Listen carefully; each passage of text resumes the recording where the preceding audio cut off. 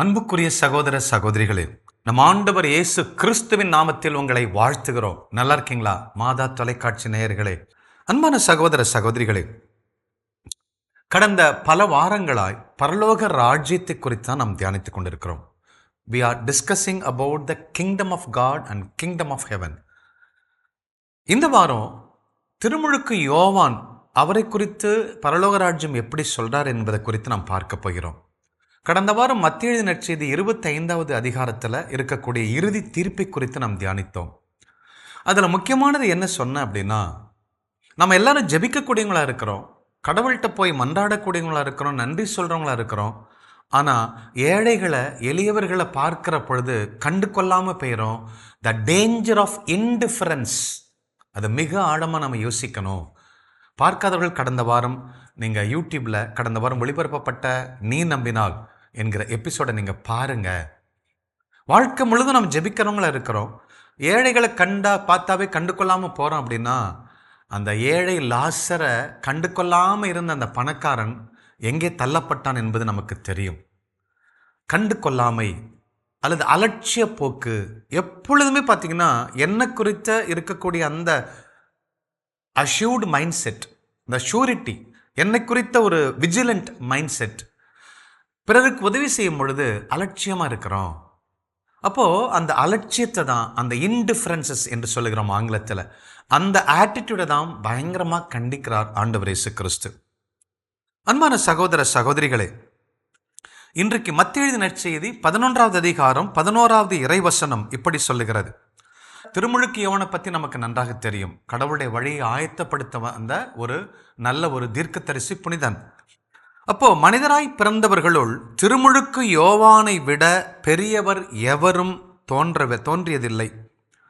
ஆயினும் விண்ணரசில் மிக சிறியவரும் அவரினும் பெரியவர் என நான் உங்களுக்கு உறுதியாக சொல்லுகிறேன் என்று இயேசு கிறிஸ்து திருமாய் வளர்ந்து சொல்லுகிறார். Truly I tell you, among those born of women, John the Baptist is a greater person அப்படிங்கிறார். அன்பான சகோதர சகோதரிகளே, அப்போ திருமுழுக்கு யோவான் ஒரு பெண்ணின் வயிற்றில் பிறந்தவர்களுள் தொடக்கம் முதல், இந்த உலகம் தோன்றியது முதல் திருமுழுக்கு யோவான் பிறந்தது வர, அப்போ பெண்ணின் வயிற்றில் பிறந்த எந்த ஒரு மனுஷனை காட்டிலும், எல்லா மனுஷனை காட்டிலும் திருமுழுக்கு யோவான் மிக சிறந்தவர், உயர்ந்தவர் என்று பயங்கரமான ஒரு அப்ரிசியேஷனை கொடுக்கிறார். அதே வேளையில் ஆண்டவர் இயேசு கிறிஸ்து என்ன சொல்றாரு, பரலோக ராஜ்யத்தில் ஒரு சாதாரண ஒரு ஏழை, ஒரு பாவி, அந்த ஒரு மனுஷன் அந்த திருமுழுக்கு யோவானை விட மிக பெரியவன் என்று சொல்லுகிறார். அன்பான சகோதர சகோதரிகளே, விவிலிய அறிஞர்கள் என்ன சொல்றாங்கன்னா, இந்த பேசேஜ், இந்த பர்டிகுலர் இந்த வேர்ட்ஸ், இந்த வசனம் அது ஒரு முரண்பாடான ஒரு வசனமாக தோன்றுகிறது. It is a paradoxical message of Jesus Christ அப்படிங்கிறாங்க. ஒரு முரண்பாடாக இருக்கு. ஏனென்றால் உலகம் தோன்றும் முதல் ஆபிரகாம், ஏனோக்கு, ஈசாக்கு, யாக்கோபு, மோசஸ், இப்படி பல்வேறு பெரிய தலைவர்களை குறித்து பார்க்குறோம், இறைவாக்கினர்களை குறித்து நாம் பார்க்கின்றோம். அத்தனை பெரிய விசுவாசம், அவங்க விசுவாசம் எல்லாம் கேனனைஸ் பண்ணப்பட்டிருக்கிறது. அவங்க விசுவாசம் எல்லாம் எபிரேயர் 11 அங்கீகரிக்கப்பட்ட விசுவாசமாக இருக்கின்றது. அப்பேற்பட்ட விசுவாச ஜாம்பாவான்கள் என்று சொல்ல வேண்டும். அப்படி மிகப்பெரியவர்கள்லாம் இருக்கிறாங்க பழைய ஏற்பாட்டில்.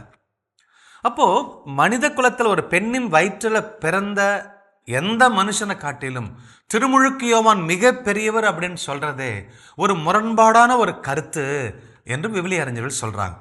கடவுள் அப்படி முரண்பாடாக சொல்ல மாட்டார் இல்லைங்களா? உண்மையைத்தான் சொல்லுகிறார், முரண்பாடாக தெரிகிறது என்று சொல்கிறாங்க. ஏன் அப்படி ஆபிரகாம், ஈசாக்கு அல்லது ஏனோக்கு, இப்படி பெரிய பெரிய நோவா அல்லது எலியா, எலிசா, மரித்தவர்களை உயிர்த்தெழுந்தவங்க, 100 வருஷம் கழிச்சு குழந்தை பெற்றுக்கொண்டவங்க, இப்படி எத்தனையோ ஒரு பரிசுத்தவான்கள், விசுவாசத்திற்காக உயிரை விட்டவங்க, மக்கபேர் பிள்ளைங்க, இப்படிலாம் இருக்கிறாங்க. அவன் இவர்களை சொல்லுவதற்கு காரணம் என்ன? இங்கே தான் பரலோக ராஜ்யத்தை குறித்து ஒரு ஆழமான சத்தியத்தை கடவுள் அழகாக நமக்கு சொல்லிக் கொடுக்கிறார். அன்பான சகோதர சகோதரிகளே, மத்தேயு நற்செய்தி 3வது அதிகாரத்தில் 1 முதல் 3 வரை நாம் வாசிக்கிறோம். பாலைவனத்தில் ஒரு குரல் ஒன்று ஒலிக்கின்றது. அன்பான சகோதர சகோதரிகளே, திருமுழுக்கு யோவான் காட்டுத்தேனை உண்டு வந்தார், ஒட்டகத்தோலை உடுத்தியிருந்தார். அப்போ அப்பேற்பட்ட திருமுழுக்கு யோவான் அவர் என்ன சொல்றாருன்னா, மனம் மாறுங்கள், repent, the kingdom of God is near அப்படிங்கிறார். பரலோக ராஜ்யம் உங்களுக்கு அருகாமையில் இருக்கு அப்படிங்கிறார். அருகாமையில்னா உங்களுக்குள்ள இருக்கு அப்படிங்கிறார். அப்படின்னா ஏற்கனவே வந்துருச்சு, ஆல்ரெடி ரிசீவ்டு, ஆல்ரெடி அரைவ்டு அப்படிங்கிறார். அப்போ இந்த திருமுழுக்கு யோவானை ஏன் இந்த அளவுக்கு கடவுள் உயர்த்துகிறாரு? ஏனென்றால் இதுவரை பழைய ஏற்பாட்டில், புதிய ஏற்பாடு தொடங்கிடுச்சு, பழைய ஏற்பாட்டில் சொல்லப்பட்டிருக்கிற அத்தனை தீர்க்க தரிசனங்களும் புதிய ராஜ்யம் ஆண்டவர் இயேசு கிறிஸ்து எஸ்டாப்ளிஷ் பண்ண போறாருன்னா ஆபிரகாம், ஈசாக், யாக்கோபு, எலியா, எலிசா, எரேமியா, எசையா எல்லா இறைவாக்கனும் அதான் சொல்லிட்டு இருந்தாங்க. நிறைவேற போகிறத முன்கூட்டியே சொன்னாங்க. they were foretelling about the coming of the kingdom of God. ஆனால் திருமுழுக்கு யோவான் மட்டும்தான் மனமாறு, பரலோக ராஜ்யம் வந்துருச்சு அப்படின்னு சொல்லி he was presenting the coming of Jesus Christ, kingdom of God. பரலோக ராஜ்யம் உங்க மத்தியில் இருக்குங்கிறத முதலாவது சொன்னவர் திருமுழுக்கு யோவான். ரெண்டாவதாக பாருங்க, நம்முடைய பாவங்களை மீட்பதற்காக இயேசு கிறிஸ்து வரப்போறாருன்னு சொல்லி கிட்டத்தட்ட 3000-4000 ஆண்டுகளாய் இறைவாக்கு உரைக்கப்பட்டிருந்தது. எல்லாரும் நம்பிக்கையோடு காத்திருந்தாங்க. ஆபிரகாமோட காத்திருந்தாரு. அது இன்னும் நிறைவேறவில்லை. இயேசு கிறிஸ்து வரலன்னா கூட விசுவாசத்தோடு அவர் மரித்தார். எத்தனையோ பேர் வெட்டி கொன்னாங்க. அவங்க எதிர்பார்த்து நிறைவேறவில்லை என்றாலும் கூட தங்கள் தலைகளை அறுக்கப்பட்டாலும் பிரைஸ் தி லார்ட் என்று சொல்லி ஆண்டவரை புகழ்ந்து மரித்தாங்க. ஆனால் அவங்க தேவர் ஃபோர்டெல்லிங், அவங்க தீர்க்க தரிசனமாக சொன்னாங்க, இயேசு கிறிஸ்து வருவார், நம்முடைய பாவங்களுக்கு மீட்பர் வருவார்னு சொன்னாங்க. ஆனால் திருமுழுக்கு யோவான் தான் இதோ நம் உலகத்தின் பாவங்களை போக்கக்கூடிய செம்மறியாட்டுக்குட்டி இயேசு கிறிஸ்துவை பார்த்து நம்ம காட்டி கொடுத்தவர், அடையாளம் பண்ணி கொடுத்தவர் திருமுழுக்கு யோவான். அதை நம்ம எங்கே வாசிக்கிறோன்னா, யோவான் எழுதிய நற்செய்தி 1 அதிகாரம் 29வது இறைவசனத்தில் நம்ம வாசிக்கிறோம். அது மட்டுமல்ல, திருமுழுக்கு யோவான் ஆண்டவர் இயேசு கிறிஸ்துவை சந்திக்கிறார். அந்த மீட்பரை சந்திக்கக்கூடிய ஒரு பாக்கியம் அவர் கிடைச்சது. அது மட்டுமல்ல, ஆண்டவர் இயேசு கிறிஸ்துவுக்கு யோர்தான் நதிக்கரையில் திருமுழுக்கு எனக்கு கொடுக்க தகுதி இல்லைன்னு சொன்னார். ஆனாலும் கொடுக்கன்னு சொன்ன உடனே அதுக்கு அப்படியே கீழ்ப்படிந்து அந்த மீட்பருக்கு, அந்த பரலோக ராஜ்யத்தை கொண்டு வந்த அந்த அரசருக்கு ஞானஸ்நானம் கொடுக்கிற அளவுக்கு அவருக்கு பாக்கியம் கிடைச்சது. இது 3வது பாயிண்ட். அன்பான சகோதர சகோதரிகளே, அப்போ திருமுழுக்கு யோவான் மிக சிறந்தவர். பாருங்களேன், அவர் எந்த அளவுக்கு மிக சிறந்தவர் என்பதைத்தான் ஆண்டவர் கிறிஸ்து உணர்ந்து சொன்னதுதான் நம்ம தியானித்துக் கொண்டிருக்கிறோம். He had the privilege of showing the fulfillment of their prediction by pointing out that Jesus has come now. உலகத்தின் பாவங்களை போக்கக்கூடிய செம்மறி ஆட்டுக்குட்டி வந்துட்டாரு, அவங்களாம் வருவாங்கன்னு சொன்னாங்க, இதோ வந்துட்டாருன்னு நமக்கு அடையாளம் காட்டினார். 3வதாக, அன்பான சகோதர சகோதரிகளே, மீட்பை கண்ணால பார்த்தார். பாருங்க, இயேசு கிறிஸ்து வருவதையும் இங்க பிரசங்கம் பண்ணுவதையும் பேய்கள் ஓடுவதையும் அவர் கண்ணால பார்க்கிறாரு. சிறைச்சாலைக்கு போறதுக்கு முன்னாடியே பார்த்தாரு. அதுக்கு பிற்பாடு கேள்விப்படுறாரு. So because he saw and enjoyed that salvation which could only foretell by others prophet. அன்பான சகோதர சகோதரிகளே, அப்போ மற்ற ப்ராஃபட்ஸ் எல்லாம், இறைவாக்கெல்லாம் என்ன சொன்னாங்கன்னா, மீட்பு வரும், பேய்கள் ஓடும், சிறையிருப்பு உடைக்கப்படும் சொன்னாங்க.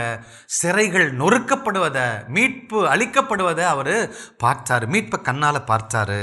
அன்பான சகோதர சகோதரிகளே, அப்படி இந்த உலகத்தில் பரலோக ராஜ்யத்தை நிறுவதற்காக வரக்கூடிய அந்த அரசனுடைய வழியை ஆயத்தப்படுத்தினாரு. மக்களுடைய மனசை மனமாறுங்கள், வெள்ளையடிக்கப்பட்ட கல்லறைகளே, விரியன் பாம்பு குட்டிகளே, மனமாறுங்கன்னு சொன்ன உடனே அத்தனை பேர் ஓடி வந்தாங்க. கடவுள் இயேசு கிறிஸ்துவுக்கு, அரசனுக்கு அந்த வழியை ஆயத்தப்படுத்தினால மண்ணுலைகளில் தாயின் வயிற்றில் பிறந்த எல்லாரை விட அவர் மிகப்பெரியவர். He was preparing the ways for the king, the empire of the kingdom of God. அன்பான சகோதர சகோதரிகளே, அது மட்டுமல்ல, 5வதாக அவர் எலிஜாவினுடைய அந்த வல்லமை பெற்றுக்கொண்டுதான் மனமாறு அப்படின்னு சொன்னார். எந்த அளவுக்கு அவர் பேசினார்னா, ஒரு அரசன் ஒரு இன்னொருத்தருடைய மனைவி வைத்திருந்த பொழுது என் தலை துண்டிக்கப்பட்டாலும் பரவாயில்லன்னு சொல்லி அந்த அநீதியை வல்லமையோடு எதிர்த்தவர் இந்த திருமுழுக்கு யோவான். அது மட்டுமல்ல, அவர் என்ன சொன்னார்னா, நான் ஆண்டவர் இயேசு கிறிஸ்து மிதியடி வார அவளுக்கு கூட தகுதி இல்லைன்னு சொல்லி ஆண்டவர் இயேசு கிறிஸ்துக்கு வழியை ஆயத்தப்படுத்தக்கூடிய அந்த முன்னோடி இயேசு கிறிஸ்துவை விட தன்னை தாழ்த்தி கொண்டார், சொந்த உறவினனாய் இருந்தும் கூட. அதனால தான் இயேசு கிறிஸ்து என்ன எதுக்காக சொல்றாருன்னா, அந்த திருமுழுக்கு யோவான்ட்டு இருந்த அந்த கீழ்ப்படிதல் தாழ்ச்சி பரலோக ராஜ்யத்தில் இருக்கிற ஒவ்வொருத்தனுக்கும் தேவை என்பதை சுட்டி காட்டுகிறார். ஏழாவதாக என்ன சொல்ல வரேன்னா, பழைய ஏற்பாட்டு மலாக்கி புஸ்தகத்துக்கும் மல்கியா புக், த புக் ஆஃப் மல்கியா, மலாக்கி புஸ்தகத்துக்கும் புதிய ஏற்பாட்டுக்கும் 430 ஆண்டுகள் அது ஒரு டிவைன் சைலன்ஸ் அல்லது இருண்ட காலம், அமைதி காலம். எந்த விதமான செயல்பாடுகளும் நடக்காத அந்த அமைதி காலத்தில் இந்த திருமுழுக்கு யோவான் தான் ஆண்டவர் இயேசு கிறிஸ்து தெரிந்தெடுத்து அந்த சைலண்ட் பீரியடை முதலாவது உடைத்தவர் திருமுழுக்கு யோவான். அந்த இருளை அகற்றினவர். இருளில் கடந்தாங்க, நமக்கு வாழ்க்கை இருக்குமா இல்லையான்னு சொல்லி அந்த இருளை அகற்றினவர், ஆயத்தப்படுத்தின திருமுழுக்கு யோவான் என்று விவிலிய அறிஞர்கள் சொல்றாங்க. அன்பான சகோதர சகோதரிகள், இறுதியாக பழைய ஏற்பாட்டையும் புதிய ஏற்பாட்டையும் இணைக்கக்கூடிய ஒரு அனாயிண்டட் பிரிட்ஜ், அபிஷேகப்பட்ட ஒரு பிரிட்ஜ், இணைப்பாளர் தான் திருமுழுக்கு யோவான். அப்போ பழைய ஏற்பாடு புதிய ஏற்பாடு ரெண்டுக்கு 430 ஆண்டுகள் இருண்ட காலம் அல்லது அமைதியான காலம், 430 இயர்ஸ்.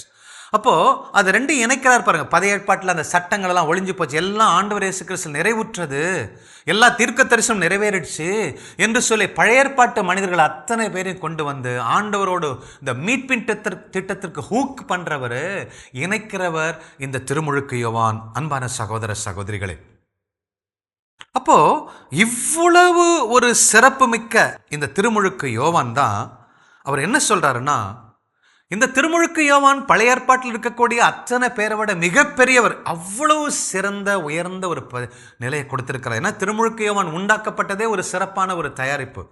ஏனென்றால் சக்கரியா அண்ட் எலிசபெத் அம்மாளுக்கு பிறந்தவங்க, அன்னை மரியாளுடைய சொந்தக்காரவங்க. அப்போது ரெண்டு பேருமே தூயாவினால் ஆட்கொள்ளப்பட்டவங்க. அவங்க அப்பா ஒரு பிரீஸ்ட், ஆலயத்தில் அருமையான பணி செய்தவர். அப்போது அவர் பிறக்கத்துக்கு முன்னாடியே தீர்க்க தரிசனம் சொல்லி பிறந்தவர் திருமுழுக்கு யோவான். அப்பேற்பட்ட ஒரு அற்புதமான குடும்பத்திலிருந்து வந்த குழந்தை அவர். அன்பான சகோதர சகோதரிகள், இப்படி எல்லா பெருமையும் மேன்மையும் உள்ள அந்த திருமுழுக்கு யோவான் இந்த பரலோக ராஜ்யத்தில் இருக்கக்கூடிய ஒரு சாதாரண ஒரு மனுஷன், பாவம் செய்யக்கூடிய மனுஷன், ஆண்டவர் இயேசு கிறிஸ்துவை நம்பி அவருடைய இரத்தத்தால் கழுவப்பட்டா எனக்கு அவர்தான் மீட்பர், அவர்தான் அரசர் என்று ஏற்றுக்கொள்ளி இந்த பரலோக ராஜ்யத்துக்குள்ள உள்ளே வந்துட்டானா, இந்த பரலோக ராஜ்யத்தில் இருக்கக்கூடிய இந்த சிறுவன், இந்த சாதாரண சிறியன், இந்த சின்னவன் அந்த மிகப்பெரியவன் என்று சொல்லப்பட்ட திருமுழுக்கு யோவானை காட்டிலும் மிக மிக பெரியவர் ஆவான் என்று ஆண்டவர் இயேசு சொல்றாரு. ஏன்னா திருமுழுக்கு யோவான் கெட்டவரா, இல்லை ஒரு கேரக்டர் சரியில்லையா, அல்லது குடும்பம் சரி, எல்லாம் சரியா இருந்துச்சு. ஆனால் அதை விட இந்த மீட்புக்காக ஆண்டவர் இயேசு கிறிஸ்து செய்து வைத்திருக்கிற அந்த மரணம், அந்த உயிர்த்தெழுதின் ஆசீர்வாதங்கள் அவ்வளவு மேன்மையானது, பொக்கிஷம் உள்ளது.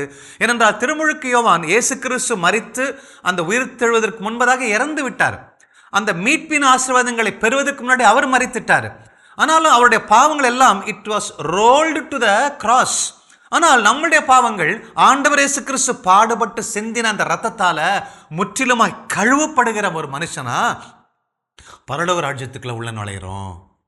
உள்ள நுழைஞ்ச ஒரு பாடு கழுவுறது வேற, உள்ள நுழையத்துக்கு முன்னாடி கழுவிட்டு உள்ளே போறது வேறு.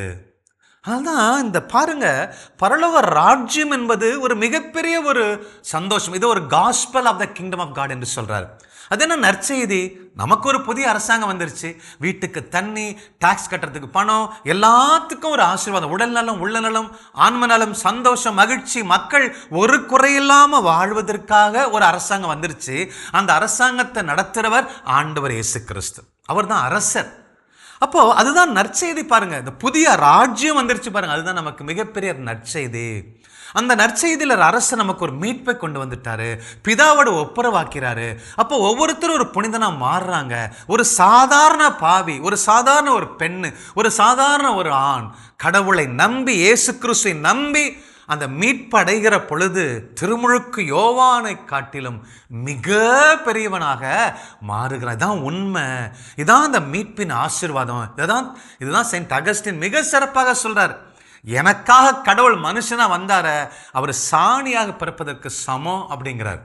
எந்த அளவுக்கு ஒரு அன்பு! மலைகள் குன்றுகள் இடம் பெயர்ந்தாலும் நான் உன் மேல வச்சிருக்கிற அன்பு மாறாது. அந்த மீட்பு அப்போ பழைய ஏற்பாட்டுக்கும் புதிய ஏற்பாட்டுக்கும் உள்ள வித்தியாசத்தை பாருங்க, எவ்வளவு மேன்மையானது. அன்பான சகோதர சகோதரிகளே, அதனால்தான் பழைய ஏற்பாட்டில் சட்டத்தின் அடிப்படையில் திருமுழுக்கு யோவான் கட்டளைகளின் அடிப்படையில் கட்டளைகளை கீழ்ப்படிஞ்சதுனால தான் அவர் நீதிமான். அதற்கும் கட்டளைகளை கடைபிடிக்கணும், ஆனால் கடைபிடிச்சாலும் குறைகள் உண்டு. ஆனால் ஆண்டவர் இயேசு கிறிஸ்துவின் ரத்தத்தினால அவருடைய நீதியினால நாம் போர்த்தப்படுகிறதனுடைய மேன்மை இருக்கு பாருங்க, அது மிக பெரியதுங்க. நாம இயேசு கிறிஸ்துவை ரத்தத்தால் கழுவப்பட்டு அவருடைய பாடுகளால் ஆணிகளால் துளைக்கப்பட்ட அதனால் நாம் ஞானஸ்நானம் பெற்றிருக்கிறோம். வெறும் பரிசுத்த ஆவி மட்டும் இல்லை, வெறும் தண்ணீர் மட்டுமல்ல, பரிசுத்த ஆவியினால இயேசுவின் ரத்தத்தால் நாம் ஞானஸ்நானம் பெறுகிறோம். அவருடைய பாடுகளால் நாம் ஞானஸ்நானம் படுகிறவங்க திருமுழுக்கு யோவானை காட்டிலும் மிக பெரியவங்க. அன்பான சகோதர சகோதரிகளே, அப்போ இப்படி முரண்பாடான கருத்தை தெரியுது. அதுலதான் அந்த ப்ரொஃபவுண்ட் மெசேஜை கடவுள் நமக்கு, ஆழமான சத்தியத்தை கடவுள் சொல்றாரு. அப்போ இந்த ஆழமான சத்தியத்தை புரிஞ்சுக்கிட்டோம்னா எந்த அளவுக்கு நம்ம மீட்பை பெற முடியும் யோசிச்சு பாருங்க. அப்போ இயேசுவின் ரத்தத்தால் கழுவப்படவில்லை என்று சொன்னால் நமக்கு மீட்பு கிடையாது. ரெண்டாவது, ஏன் திருமுழுக்கு யோவானை விட நாம் பெரியவங்க என்று சொன்னால், ஒட்டுமொத்த பழைய ஏற்பாட்டில் இருக்கிறவங்களோட திருமுழுக்கு யோவான் பெருசு. அந்த திருமுழுக்கு யோவானை விட நாம் பெரியவங்கன்னா பாருங்க, he talks about the ministry also. பழைய ஏற்பாட்டு ஊழியம் அது கட்டளைகளின் அடிப்படையில் அதுபடி நடந்தா வாழ்வு, இல்லைன்னா சாவு. இப்போ பாவத்தின் சம்பளம் மரணம். அப்போ அந்த ஓல்டு டெஸ்டமெண்ட் மினிஸ்ட்ரி, பழைய ஏற்பாட்டு ஊழியம், அது சாவி வருவிக்கக்கூடிய ஊழியம், த மினிஸ்ட்ரேஷன் ஆஃப் டெத் என்று பவுல் சொல்றாரு. 2 கொரிந்தியர் எழுதிய நிருபம் 3வது அதிகாரத்தில் 7 முதல் 11 வரை வாசிங்கன்னா, பழைய ஏற்பாட்டு ஊழியம் திருமுழுக்கு யோவானும் அவருக்கு முன்னாடி செஞ்ச அத்தனை பேருடைய ஊழியமோ, மோசே ஊழியமோ, எல்லாருடைய ஊழியமோ கட்டளைப்படி வாழ்ந்தா வாழலாம், இல்லைன்னா சாவு. அது சாவி கொண்டு வரக்கூடிய ஊழியம், த மினிஸ்ட்ரேஷன் ஆஃப் டெத். ஆனால் புதிய ஏற்பாட்டில் இயேசு கிறிஸ்து மரித்த ஏற்பாடு, நீங்களும் நானும் பெற்றுக்கொள்கிற ஆசீர்வாதம் செய்கிற ஊழியம், அது the spirit of life that gives everlasting life. நித்தியத்துக்கும் கடவுளோடு வாழக்கூடிய நித்திய ஜீவனை கொடுக்கக்கூடிய ஒரு மினிஸ்ட்ரி அப்படிங்கிறார். அன்பான சகோதர சகோதரிகளே, அது நீ பாவம் செஞ்சினா நீ பாவின்னு உன்னை கண்டவுன் பண்ணுது, உன்னை நியாயம் தீர்க்கக்கூடிய மினிஸ்ட்ரி பழைய ஏற்பாட்டு ஊழியம்.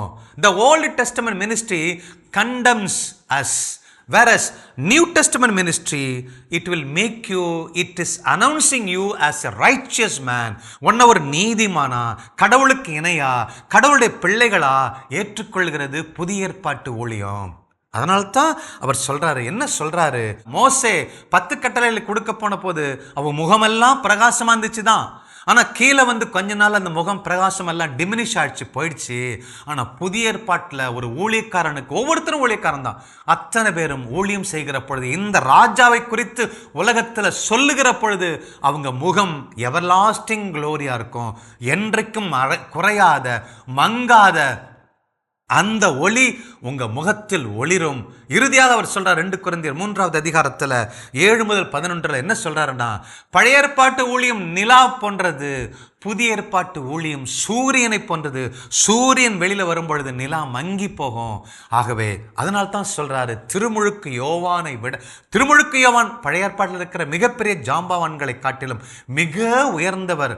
ஆனால் புதிய ஏற்பாட்டில் இயேசு கிறிஸ்து ராஜாவின் பாடுகள், மரணம், உயிர்த்தெழுதலின் வழியாக மீட்கப்பட்ட நானும் நீங்களும் அந்த திருமுழுக்கு யோவானை விட மிக பெரியவர். இது தாங்க பரலோக ராஜ்யத்தினுடைய ஆசீர்வாதம்.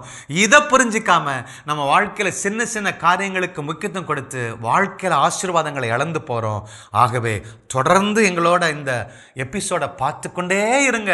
பரலோக ராஜ்யத்தினுடைய பொக்கிஷங்களை வெட்டி வெட்டி நாங்கள் சப்ளை பண்றோம் இயேசுவின் நாமத்தில்.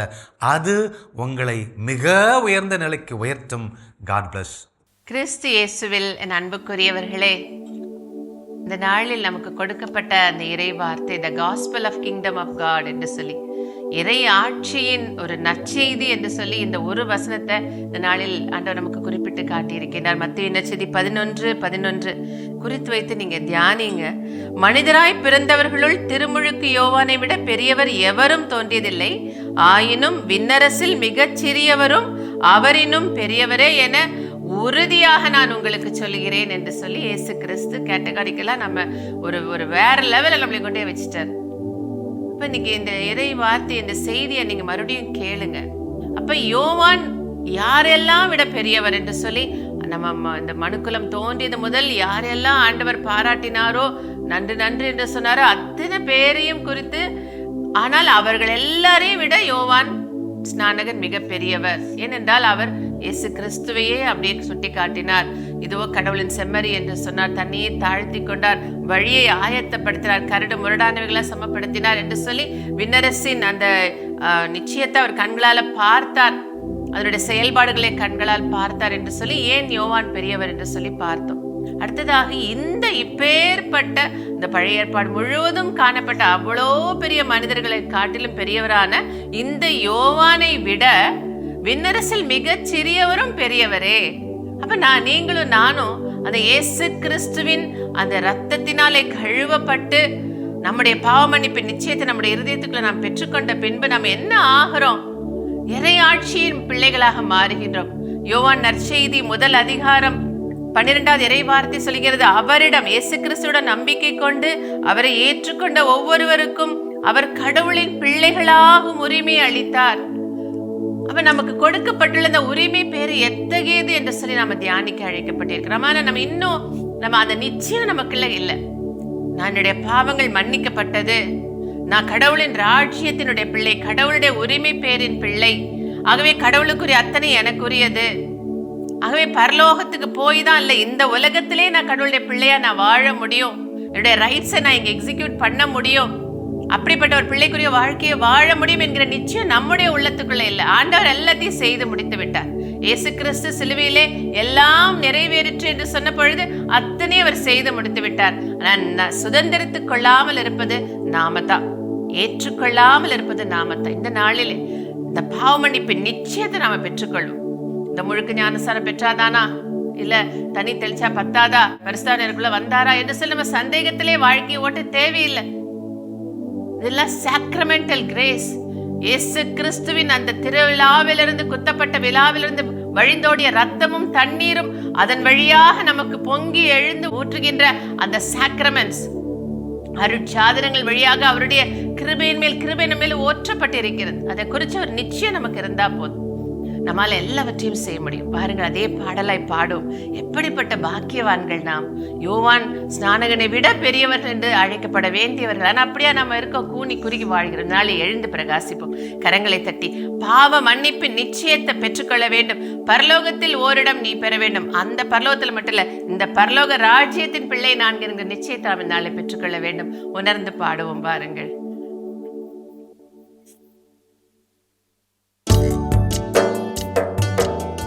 கரங்களை தட்டி சந்தோஷமாய் உணர்வோம்.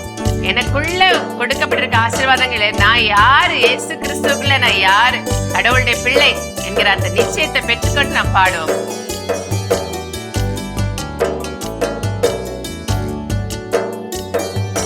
பாவ மன்னிப்பின் நிச்சயத்தை பெற்றுக்கொள்ள வேண்டும். பரலோகத்தில் ஓரிடம் நீ பெற வேண்டும். பாவ மன்னிப்பின் நிச்சயத்தை பெற்றுக்கொள்ள வேண்டும். பரலோகத்தில் ஓரிடம் நீ பெற வேண்டும். இயேசு தருகிறார், இன்று தருகிறார். இயேசு தருகிறார், இன்று தருகிறார். அதற்காகத்தான் சிலுவையிலே ரத்தம் சிந்திவிட்டார். அதற்காகத்தான் சிலுவையிலே ரத்தம் சிந்திவிட்டார். பாவ மன்னிப்பின் நிச்சயத்தை பெற்றுக்கொள்ள வேண்டும். பரலோகத்தில் ஓரிடம் நீ பெற வேண்டும். ஆண்டவர் செய்து முடித்தவைகளை நாம் அனுபவிக்க மறக்கின்றோம், எடுத்துக்கொள்ள மறக்கிறோம். ஆண்டவரின் பிள்ளை நான் என்று நிச்சயப்படுங்க, அத்தனையும் உங்களுக்கு பயப்படும்.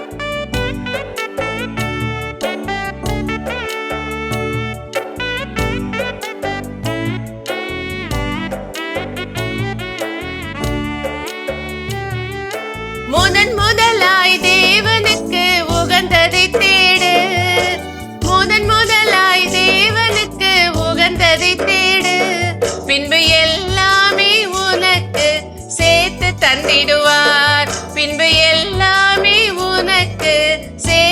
தந்திடுவார்.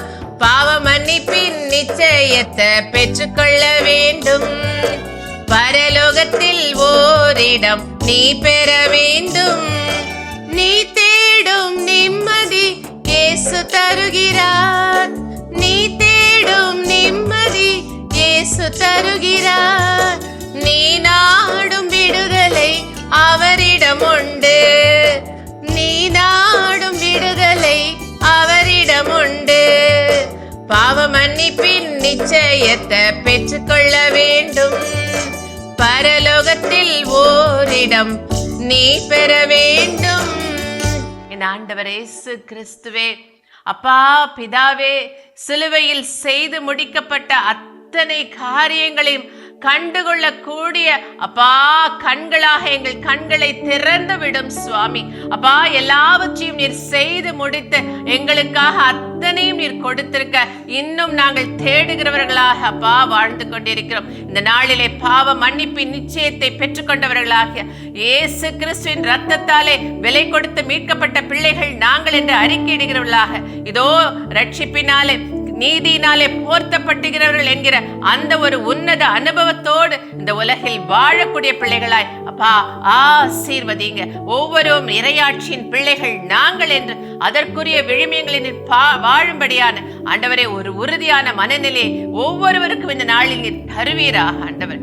அப்பா நீர் வைத்திருக்கிற அந்த ஒரு ஹைவேல நடக்கிற பிள்ளைகளை எங்களை மாற்றுங்க ஆண்டவர். பரலோக ராஜ்யத்திலே அப்பா உம்முடைய சாயல்களாக இந்த உலகத்திலே உம்மை ஏந்தி செல்கிற பிள்ளைகளாக ஒவ்வொருவரையும் நீர் இந்த நாளில் ஆசீர்வதிப்பீராக. எங்கள் ஆண்டவர் இயேசு கிறிஸ்துவின் நாமத்தில் ஜெபிக்கிறோம் எங்கள் ஜீவனுள்ள நல்ல பிதாவே, ஆமேன். அன்புக்குரியவர்களே, ஆண்டவராகிய இயேசு கிறிஸ்துவின் மீது முழுமையான நம்பிக்கை கொள்வோம், நிறை வாழ்வை பெற்றுக்கொள்வோம். God bless you. இயேசுவுக்கே புகழ், மரியே வாழ்க.